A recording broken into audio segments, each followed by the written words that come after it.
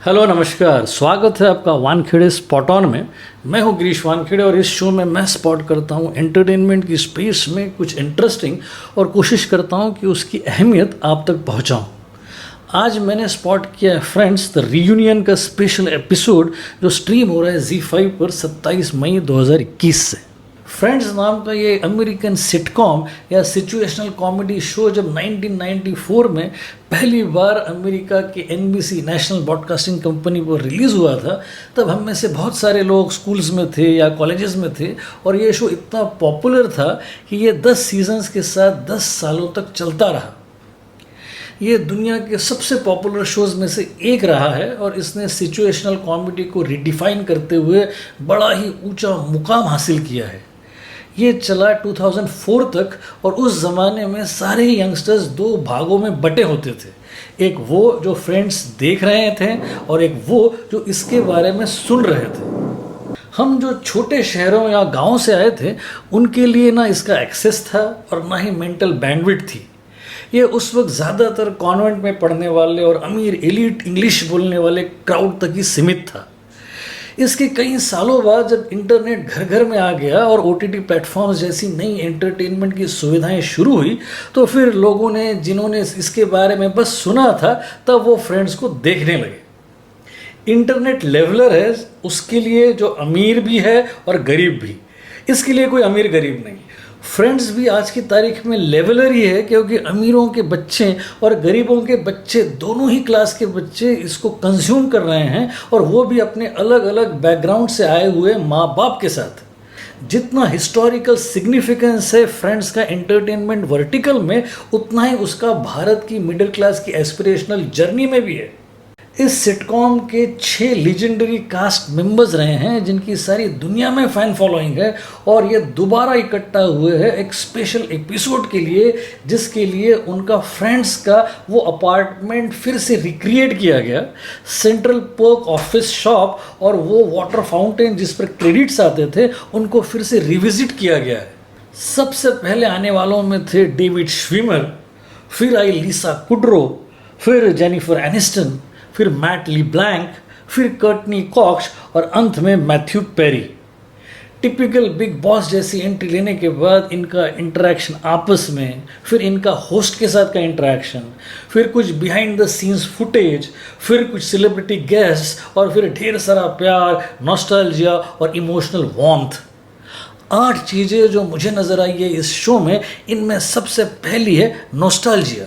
आप 17 सालों के बाद मिल रहे हो उन कॉलीग से जिनके साथ आपने लगातार 10 साल बिताए हैं और वो 10 साल रोलर कोस्टर राइड जैसे थे जिसमें आपने लंचेस भी शेयर किए और क्रशेस भी। पार्टिसिपेंट्स के साथ साथ दर्शक भी इस नॉस्टैल्जिया में पहुंच जाते हैं और वो महसूस कर सकते हैं इतनी कैमरेडरी है इन एक्टर्स की और इतना इमोशनल कनेक्ट है इनका ऑडियंस के साथ। दूसरी सिग्निफिकेंट चीज़ है मोमेंट्स। इस शो में इन पार्टिसिपेंट्स ने उन खास मोमेंट्स को फिर से ज़िंदा किया है जो हमारे फेवरेट रहे हैं। Julia Roberts, Brad Pitt, Ben stealer और डैनी डी वीटो के वीडियो गेस्ट अपीयरेंसेस और फिर एक एपिसोड में डेविड श्विमर का अपने स्क्रीन आइडल शॉन पेन के साथ स्क्रीन शेयर करना, सारा ही फिर से फ्लैश हो जाता है। फिर वो एक खास सीन जिसमें मैथ्यू पेरी और कर्टनी कॉक्स किस कर रहे हैं और स्ट्रिप कर रहे हैं और उस पर जेनिफर एनिस्टन और लिसा कुड्रो के रिएक्शंस। कुछ मोमेंट्स को टेबल रीडिंग्स के साथ इनैक्ट करना, यानी कि ये सब कुछ और ये सारे ही मोमेंट्स आपके सामने आ जाते हैं और आप फिर अपने आप में मुस्कुरा देते हो। तीसरी इंपॉर्टेंट चीज़ है इसके क्रिएटर्स। तीनों creators Kevin bright, Marta Kauffman और डेविड क्रेन मौजूद है ऑडियंस में और वो बताते हैं कि किस तरह ये लैंडमार्क उन्होंने हासिल किया। पहले इसका इंसोम्निया कैफ़े के नाम से काम शुरू हुआ, फिर 6 of 1 नाम हुआ, फिर फ्रेंड्स लाइक अस नाम हुआ और फाइनली फ्रेंड्स हुआ। फिर कास्टिंग में किस तरह ऑलरेडी इस्टेब्लिश कर्टनी कॉक्स को लिया गया और फिर डेविड श्विमर को मनाया गया जो यूके में थिएटर करने वापस जा चुके थे। सारी क्रिएटिव और कास्टिंग प्रोसेस पर इनके क्रिएटर्स ने बड़े इंटरेस्टिंग तरीके से प्रकाश डाला है। और चौथी इंपॉर्टेंट चीज़ है वो special guest. Fans turn guest और वो भी इतने इम्प्रेसिव कि आप दांतों तले उंगलियां दबा दें। लेडी गागा गा रही है लिसा कुड्रो के साथ स्मेली कैट। रैंप वॉक कर रहे हैं फ्रेंड्स कॉस्ट्यूम में जस्टिन बीबर, सिंडी क्रॉफोर्ड और लैरा डेलियम ने।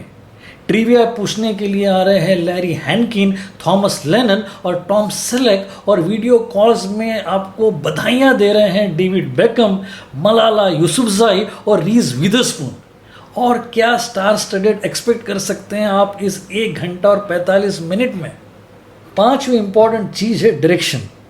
इसके डायरेक्टर और एग्जीक्यूटिव प्रोड्यूसर है बेन विंस्टन, जिन्होंने पूरे फ्लो को बड़ा ही इंटरेस्टिंग रखा है। Physical interactions, video interactions, guest list, trivia के क्वेश्चंस और फिर इमोशनल और नॉस्टैल्जिक एंगल्स। ये स्पेशल एपिसोड किसी ब्लॉकबस्टर फिल्म से कम नहीं है। 6ठी इंपॉर्टेंट चीज़ है कन्फेशंस। इस शो के सारी ही कन्फेशंस कैंडिड और हार्ट वार्मिंग है। खासकर डेविड श्वीमर और जेनिफर एनिस्टन का एक दूसरे पर क्रश होना और फिर मैगी व्हीलर का ये कन्फेस करना कि वो कैसे नर्वस हो जाती थी मैथ्यू पेरी के साथ के सीन्स में।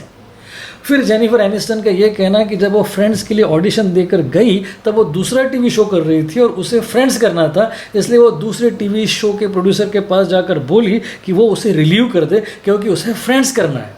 तब उस प्रोड्यूसर ने कहा था कि फ्रेंड्स तुम्हें कभी स्टार नहीं बना पाएगा। हाँ, अच्छा, बाय द वे वो प्रोड्यूसर इस शो की ऑडियंस में मौजूद हैं। 7वीं चीज़ है ग्लिचेस। जो चीज़ें खटकती हैं उनमें सबसे पहले जेम्स कार्डन, जो होस्ट और मॉडरेटर है इस शो के, और उनके क्वेश्चंस बड़े ही स्टीरियोटाइप और अनएक्साइटिंग है। वो तो एक्टर्स ब्रिलियंट है जिन्होंने इसे कैरी कर लिया।